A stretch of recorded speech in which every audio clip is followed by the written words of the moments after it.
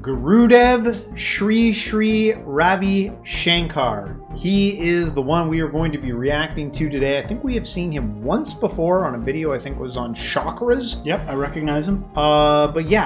Today's video is about Buddhist teachings and how they've been misunderstood. So anyway, Definitely keep cover you that. guys waiting. Let's get into it.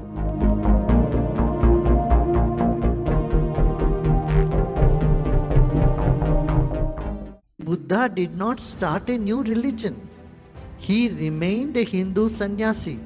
He followed all the steps of a Hindu sannyasi. Buddha meditated for several days, then got enlightened. Did he follow the same technique as we do? What does it take to meditate for several days? Lord Buddha didn't have a teacher, master. So he tried many things. Those days, Lord Mahavir was there. He was an enlightened person. He one of the Tirthankars of Jainism. Jain philosophy talks about fasting, withdrawing senses through fasting. And Lord Buddha did that. He did many days, but it didn't help him. He became so weak, he couldn't do anything, couldn't meditate. And he ate, and then he declared, fasting is not the way. You have to go the middle path. Don't torture your body. And then he sat under the Bodhi tree when he experienced, which is beyond mind, that which cannot be explained. Then he did not speak for 7 days. Then it is said that all the gods got anxious and they told him, no, you speak. I said, what is the point of speaking? One who knows will know. One who doesn't know, even if I speak, they will not know. But the rishis, they all said, no, there are some who are on the borderline. They don't know fully, but a little bit clue to them, they will get to know.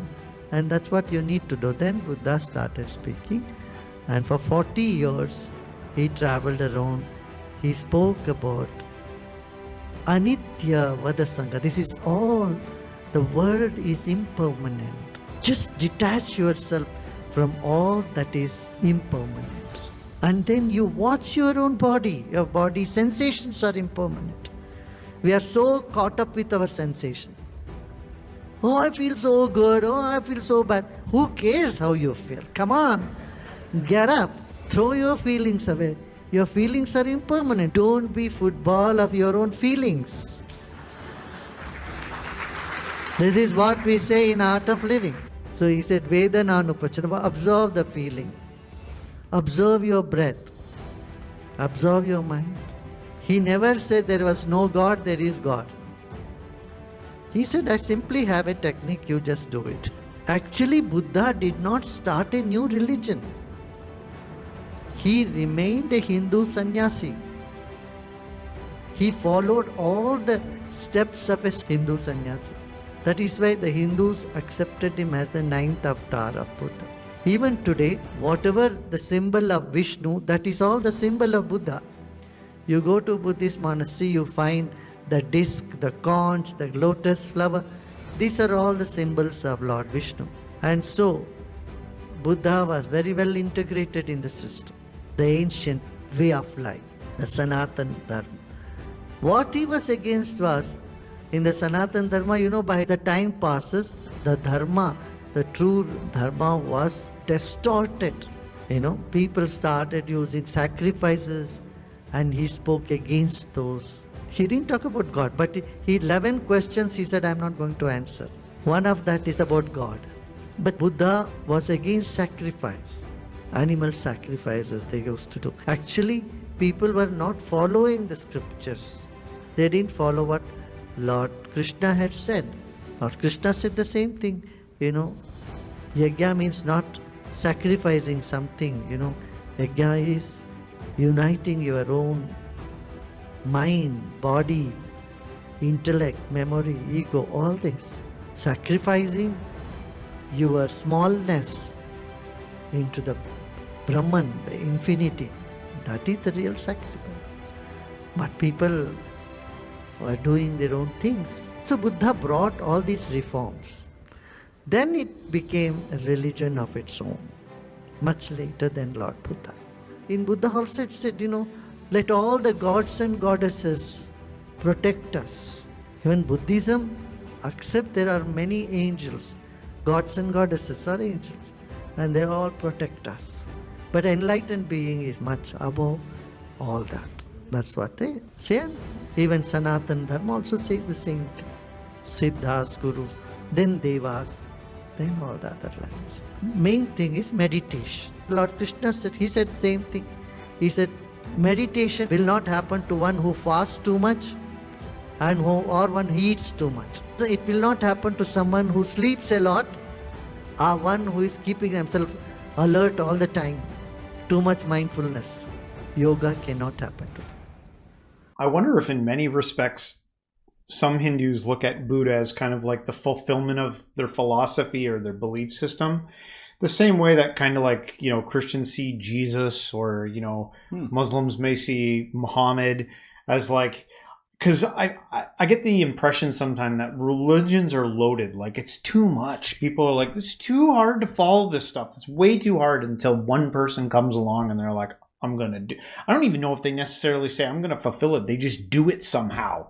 That's what I was going to say. I love about one, that video was chock full of so many good things. Just in that short video, there's so much good there. I love when he was talking about Buddha and how he mentioned things like staggering realities. Like, he didn't have a teacher. Yeah. Like, what? You know, and that he was like, it's not this. And even to the point where when he figured it out, he was like, they were like, talk about it. And he was like, what's the point in talking about it? Those who know, and those who don't aren't going to believe me. Yeah. And then he had to be sort of convinced. They were like, well, if there's some people on the precipice. He was like, the enlightened master's like, all right, then.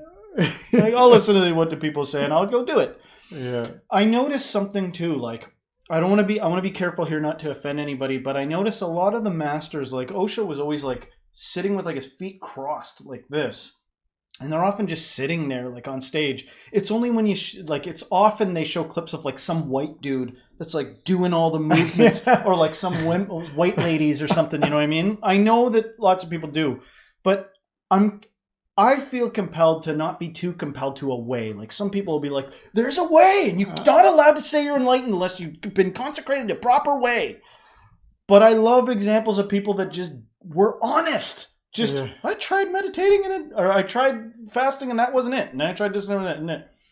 At any given time, you can like look around and find some old person that's like sitting calmly. Why aren't there people flocking to them? Like, you're calm. Like, I'm just enjoying the day. Like, that's pretty enlightened behavior. Instead, we got to, like, go to a place with a person who we look up to get the stuff. You could probably look around and find the guy that works at the 7-Eleven who's, like, chill. Who's like, I don't know anything about any Buddhist anything. I just know that life is about taking it one day at a time. Yeah. Maybe he's enlightened. You know what I mean? Maybe they're all around us. No, that's good points. And so that's all I wanted to say about that is I appreciate that indicator. But I get the sense sometimes people can't handle that. Like, give me a way. And sometimes the masters go, all right, since you're too neurotic to just do it, I'm going to give you some practices. There's nothing more offensive than all the people that are like dressed up in all the garb, doing their best to try to like act out and like be the enlightened one when someone falls into the room by accident and is the enlightened one. It's usually like, kill him! Get that guy! We can't have him. I've tried way too hard to get to where I am. Yeah. And then I ask him and he's just like, you don't have to study anything. Yeah. You already are it. Yeah. You know, like I get the sense sometimes that, especially with Osho, because out of everything he said, that because he had methods that he prescribed to people. Yeah. But I get the sense sometimes that he gave those to people because they needed something. They were like, give us something to do in the meantime. Yeah.